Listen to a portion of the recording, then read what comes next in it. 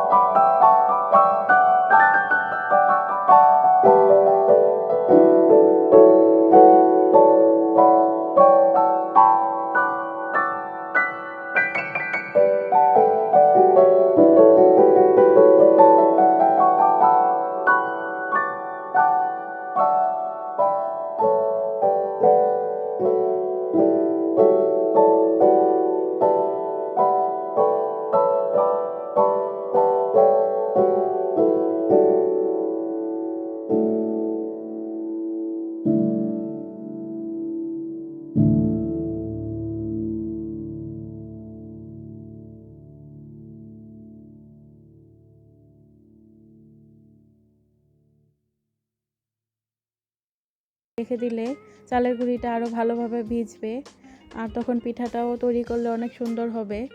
তো আপনারাও চেষ্টা করবেন, যদি শুকনো চালের গুঁড়ি দিয়ে পিঠা তৈরি করেন, এভাবে 30 মিনিটের জন্য রেস্টে রেখে তারপর পিঠাটা তৈরি করতে। তো ফিরে আসবো 30 মিনিট পর। ফিরে আসলাম 30 মিনিট পর, আর আমি এই চালের গুঁড়িগুলোকে ভালো করে চালনি দিয়ে চেলে নিয়েছি। অবশ্যই আপনারা পিঠা তৈরির আগে চালনি দিয়ে চালের গুঁড়িগুলোকে ভালো করে চেলে নেবেন। তো আমি এখন পিঠাটা তৈরি করার জন্য এরকম ছোট একটা প্লাস্টিকের বাটি নিয়ে নিয়েছি। এখন আমি চালের গুঁড়ার কিছুটা মিশ্রণ এই বাটিতে দিয়ে দিচ্ছি।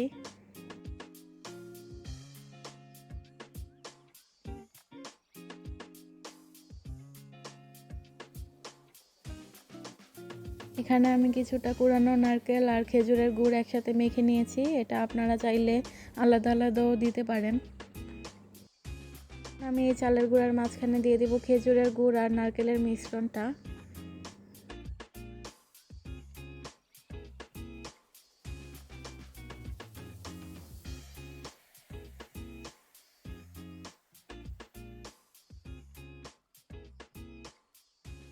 মাঝখানে নারকেল আর খেজুরের গুড়টা অ্যাড করে তারপরে আমি আরও কিছু চালের গুঁড়ার মিশ্রণ এখানে দিয়ে বাটিটা ভর্তি করে দিব।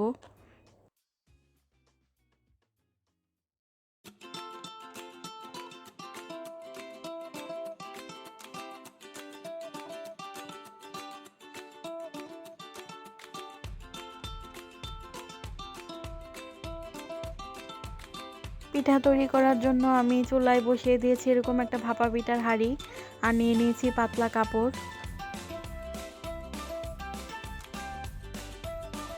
এখন আমি পিঠাটা তৈরি করে নিব। আর পিঠাটা তৈরি করার আগে যে পাতলা কাপড়টা দিয়ে পিঠাটা তৈরি করব, এটাকে ভালো করে ধুয়ে চিপে নিয়েছি।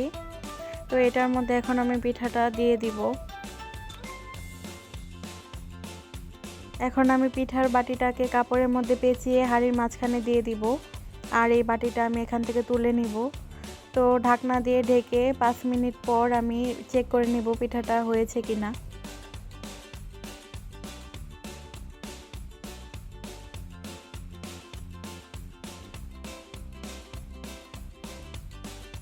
পিঠাটা হাঁড়িতে দেওয়ার পর আমি আরও একটি পিঠা বাটিতে দিয়ে আপনাদেরকে দেখিয়ে দিচ্ছি।